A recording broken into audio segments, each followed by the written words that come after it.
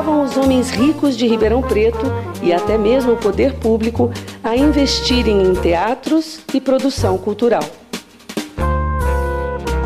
Num dado momento, a cidade chegou até ao mesmo tempo 5 teatros funcionando. Bom, dentro desse contexto de efervescência cultural, social, vivido principalmente no cenário urbano, a gente tem aí a fundação de várias instituições, de vários espaços de sociabilidade, como as praças principais, as mais antigas de Ribeirão Preto, estádios de futebol e também o Teatro Carlos Gomes. O Teatro Carlos Gomes, que era o maior, mais importante, que era o que recebia grandes espetáculos, as companhias de ópera estrangeiras que vinham se apresentar aqui.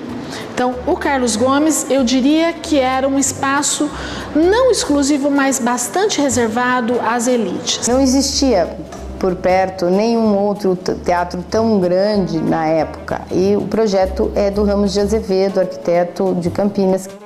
Então é um teatro que tem uma grandiosidade na própria composição arquitetônica.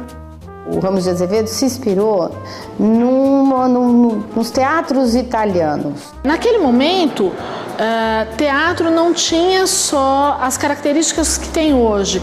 Eles funcionavam um pouco como cinema, um pouco como teatro, um pouco como espetáculo musical. Então, predominavam os espetáculos de variedades. O teatro, ele representa, de certa maneira, todo esse ideal vivido pela elite ribeirão-pretana de tentar, em sua cidade, estabelecer um padrão cultural tido como civilizado, como tido associado ao progresso, considerado de bom gosto.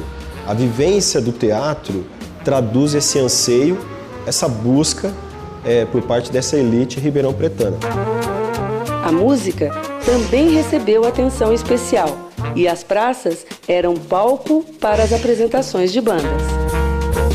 Todo ano, a prefeitura fazia uma espécie de licitação, de concurso, para ver quem é que ia tocar durante um determinado período na praça, no coreto da praça. E aí, então, as bandas que já eram constituídas na cidade, elas disputavam isso e todo dia elas acabavam recebendo uma subvenção da prefeitura para todo dia se apresentarem no coreto da praça. E o coreto musical, ele todo final de semana, você tinha música, aqueles músicos antigos, tocando o seu violino, tocando a sua sanfona, o seu violão. Isso perdurou por muitos e muitos e muitos anos. Isso realmente também faz parte da nossa história. Mas o foco mesmo, o lugar da diversão, era o footing no quarteirão da Única. Então as moças, elas ficavam andando para baixo, para cima, elas iam até a Única, retornavam e até o Pinguim, retornavam e fazia isso, para baixo, para cima.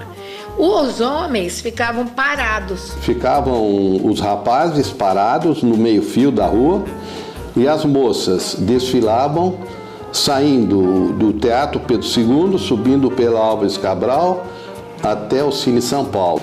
Que pegava do Cine São Paulo, descia até a esquina do Pinguim 1 e às vezes nós chegávamos até na Praça 15 e fazia a volta na Fonte Luminosa. Ali faziam meia volta e faziam o mesmo retorno e assim ficava durante 2, 3 horas. Os rapazes paquerando, elas também paquerando. E dali saíam muitos namoros, saiu até casamento. Então as moças passeavam lá, conheciam os namorados e os maridos lá. Aconteceu isso comigo, conheci meu falecido marido lá, né, fazendo footing ali. Até que um dia, do outro lado da rua, eles colocaram alguns cartazes. Então assim, moça feia e sem graça, passa pro lado de lá. Isso bastou para sumir todas elas, não desapareceram do local. Foi por causa desse cartaz, criticando, fazendo brincadeira de moça feia, moça Isa. E ali acabou com o footing daquele pedaço.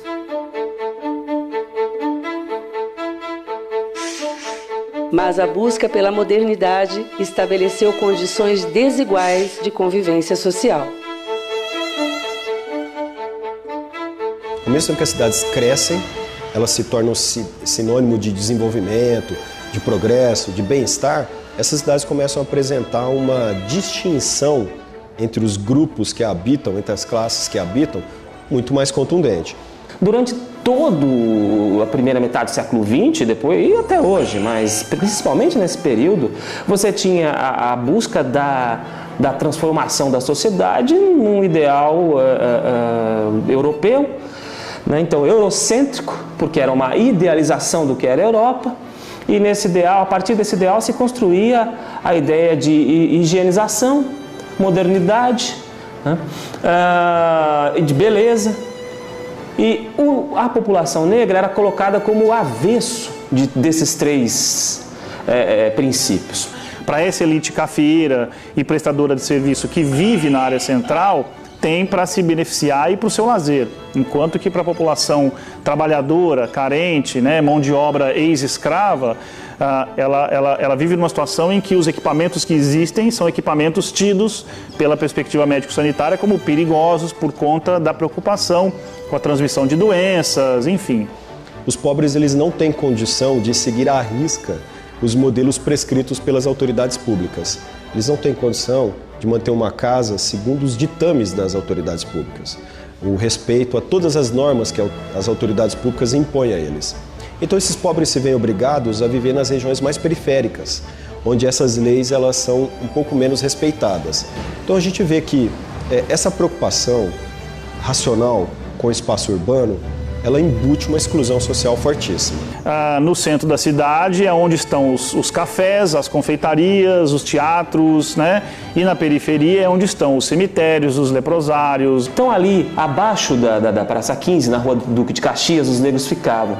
E se você pensar abaixo, eu penso abaixo no sentido do Córrego do Retiro, onde você tem, além do Córrego do Retiro, para fora do quadrilátero central, que é marcado pelo Córrego do Retiro saudoso, pelo Córrego do Ribeirão, para além do quadrilátero central, você tinha as populações onde, os espaços onde as populações negras poderiam, era permitido essas populações ficarem. No auge da produção cafeeira, a Igreja Católica propôs a construção de uma nova matriz, que ao lado da Praça 15 e seus monumentos, é ainda hoje o símbolo mais representativo do centro da cidade. A construção da Catedral de Ribeirão Preto, ela começa na realidade enquanto capela e depois matriz de São Sebastião no século XIX, na segunda metade do século XIX. Este templo não é o primeiro templo de Ribeirão Preto. Antes desse nós tivemos outros templos e o principal foi na Praça 15, que foi demolido em 1905, quando então já estavam sendo lançados os alicerces para a construção desta catedral, ainda matriz de São Sebastião. Em 1909, quando chegou Dom Alberto, que é o primeiro bispo de Ribeirão Preto, ele então deu um impulso à obra que veio a se transformar na Catedral de Ribeirão Preto. Quando Dom Alberto chegou, o templo no início, ele começou a contratar pintores e artistas, dentre eles Benedito Calixto, para quem ele fez as 6 telas que contam a vida de São Sebastião. As telas representam mais do que apenas a vida de São Sebastião. Elas são obras de arte e que, entre outras coisas, deveriam inspirar os fiéis para o processo de evangelização, de conversão e evangelização. Os vitrais também era outro instrumento de evangelização, uma vez que a grande maioria da população era analfabeta e por isso o vitral, ao lado das pinturas, significava as formas que você poderia usar contando a vida dos santos e outros elementos da igreja para o processo de evangelização. E no inconstante mercado econômico do Brasil e do mundo, o café deixou de ser o principal produto comercial da cidade, que, forte pela sua diversidade de negócios, encontrou outros caminhos. A A construção de um edifício em tempos que para muitos eram de crise marcou a história do centro da cidade de Ribeirão Preto. O edifício de Ederiksen, por exemplo, era da década de 30, né? E foi, na verdade, o primeiro shopping vertical que nós tivemos aqui no interior de São Paulo. O de Ederiksen vira um marco, porque é o primeiro edifício com mais de 3 pavimentos na cidade. Isso, para a época, era um diferencial enorme, né? Com certeza, uma influência grande da Europa, né? Mas isso trouxe para a cidade um avanço enorme, né? Que muitas vezes nem é notado com essa conotação, mas que ele continua sendo, porque as características continuam. É interessante como Ribeirão Preto, nesse momento, o empresariado lança mão de iniciativas que, para aquele momento, ainda é muito pouco comum, sobretudo para o interior do país. Ele é o símbolo da modernidade de Ribeirão Preto e ele concilia muito bem as funções de comércio, residência, prestação de serviço. E é um edifício que propõe um novo modo de vida. Senhor Bruno Gallucci não é um contador de histórias, mas um dos personagens principais. Seu pai, imigrante italiano, foi um dos primeiros administradores do grande hotel. Meu pai, em Ribeirão Preto, veio em 37, criou aqui, foi inaugurado o hotel, teve um sucesso estrondoso, porque era o primeiro hotel do interior do estado, era os 5 estrelas da época, com todos os recursos. Naturalmente não tinha os recursos que tem agora um hotel, mas era completo nos recursos da época. Veio, combinou com o Ederiksen, no antigo banco construtor, o aluguel do 5º e 6º andar do hotel. Os hóspedes gostavam muito da administração de meu pai. Tinha sempre novos, hospedava pessoas ilustres, artistas, Procópio Ferreira, Guilmar Novaes, a pianista, Madalena Tagliaferri. Todos os grandes artistas da época foram hóspedes aqui no hotel. Demais de Barros vinha sempre aqui, porque o partido dele aqui era forte. O Getúlio, que se hospedou também aqui, ministros, governadores, Fernando Costa. Ele lembra até o número do quarto em que se hospedou o presidente Getúlio Vargas. Ficou hospedado num apartamento no 516. Aquele apartamento que eu mostrei, que era da esquina, era a suíte de luxo do hotel.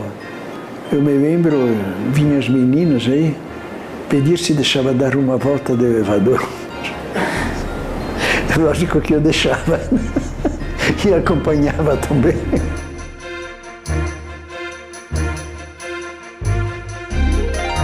O restaurante era ótimo. Acho que nenhum dos restaurantes de Ribeirão se comia tão bem como se comia comida variada. Os chefes vinham todos de São Paulo.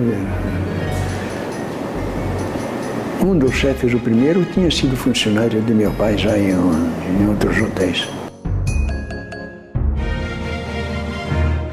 O alfaiate Walter Feloni e o dentista Darcy Gabarra alugaram salas no prédio quando ele ainda era propriedade do seu construtor, Antônio Ederiksen. Com o consultório de 48 até agora. Eu me formei em 47, 48, eu trabalhei 1 ano e meio no consultório do meu irmão, que eu já trabalhava à noite como dentista sem ser formado, e depois montei consultório do lado de lá, onde era o Partido Integralista. Aí esta sala vagou, era 1, 2, 3 salas. Eu cheguei aqui para o centro da cidade, foi em 1945. Não tinha outro prédio aqui, no interior não tinha nenhum prédio de mais de 2 pavimentos. Esse prédio aqui foi muito foi muito disputado aqui na época, quando tinha as salas aqui, não era como hoje, que tem bastante salas aí, às vezes tem algumas salas para alugar ainda, mas naquela época não, naquela época era totalmente habitado aqui. Tinha 5 irmãos inquilinos aqui.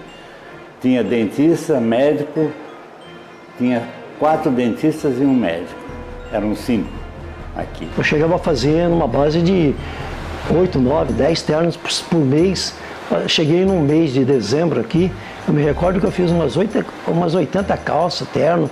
Eu tinha 4 pessoas trabalhando aqui comigo e tinha mais umas 4, 5 calceiras para fora que eu dava serviço. A minha vida foi como dentista. Eu nunca fiz outra coisa. Aqui neste prédio eu atendi muita gente, atendia muito pobre, atendia funcionário. Olha, eu sinto muito, mas muito mesmo, sair daqui. Meu pai administrou o hotel de 1956 a 1969. Nós entramos no hotel, estava assim em situação precária. Meus pais tiveram que recomeçar com muito cuidado, procurar reformar, ajeitar mais a estrutura, sem prejudicar toda aquela riqueza arquitetônica. Minha mãe tinha muito essa preocupação, é um prédio muito bonito. Enfim, ela conseguiu manter aquela beleza do hotel, mas achou melhor transformar ali num tipo de um pensionato também.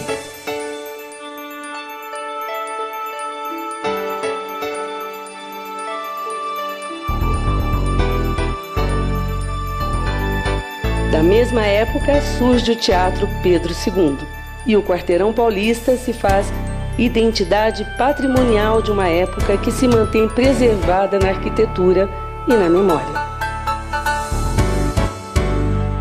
O Quarteirão Paulista ele tem além da importância arquitetônica, o teatro projetado por um profissional muito importante, que é o Hipólito Pujol. O Pedro II e todo o Quarteirão Paulista mantém a estética do ecletismo. O General Osório, Álvares Cabral, ou seja, Quarteirão Paulista em si, era um máximo do charme, da elegância. Não existia um outro point, um outro foco comercial em Ribeirão que não fosse ali. Então tudo afluía para ali, era muito bonito. Quarteirão Paulista era assim, todo mundo vamos no Quarteirão Paulista, porque realmente era lindo. Aquele Palace Hotel tinha jantar, o salão de baile que tinha lá era maravilhoso. No Palace tinha brincadeiras dançantes, ele era muito bonito. Agora, o Pedrão era uma magia, né? Quer dizer, concreto e mágico. Tinha uma bomboniere debaixo do Pedro II, que eram os italianos, e eram uns caramelos coloridos em forma de amêndoa, assim, e aqueles vidros grandes, cada vidro de uma cor, era a maior delícia, né? Comprava 20 centavos, ia no cinema. E punha no saquinho, você comprava sortido, uma delícia. E embaixo do Pedro II havia a chamada caverna, que a gente frequentava a caverna. E o que era a caverna? A caverna era um local onde se fazia carnaval, onde se fazia algumas coisas, e era um local de frequência mais pesada. Eu cresci ouvindo assim, moça recatada, que era assim que falava, né? Moça recatada não entra na caverna. E a caverna funcionava principalmente como um grande salão para se jogar snooker. Mas como eu era criança, eu tinha uma curiosidade muito grande, o que tinha para dentro daquela boca enorme do capeta, porque o que era? Não tem as duas entradas do Pedrão, as principais, assim, aqueles portões? No portão, que é mais próximo do Pinguim hoje, que é hoje o Pinguim, não era? Ali perto do Pinguim, tinha a boca, imagina um painel enorme pintado um capeta, e o portão era a boca do capeta. Do outro lado era o Rei Momo, com a boca do Rei Momo aberta. Então as pessoas entravam por ali.